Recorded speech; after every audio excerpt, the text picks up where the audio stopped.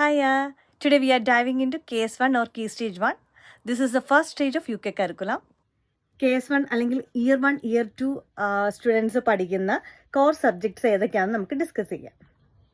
Core subjects വരുന്നത് English, maths and science ആണ് core subjects ആയിട്ട് വരുന്നത്. അതിനകത്ത് ഇംഗ്ലീഷിനകത്ത് strong reading and writing then communication skills ആയിരുന്നു വരുന്നത്. മാത്സിൽ വരുന്നത് counting, addition, subtraction, fraction, measurements, money, time. മെഷർമെൻറ്റ്സിൽ നമ്മൾ 5 സെൻറ്റിമീറ്റർ 2 സെൻറ്റിമീറ്റർ ലൈക്ക് ദാറ്റ് അങ്ങനെയാണ്.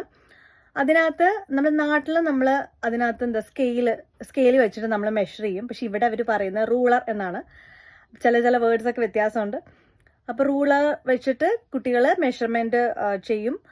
പിന്നെ money, then shapes, 2D and 3D shapes, അതൊക്കെയാണ് അവരവിടെ പഠിക്കുന്നത്.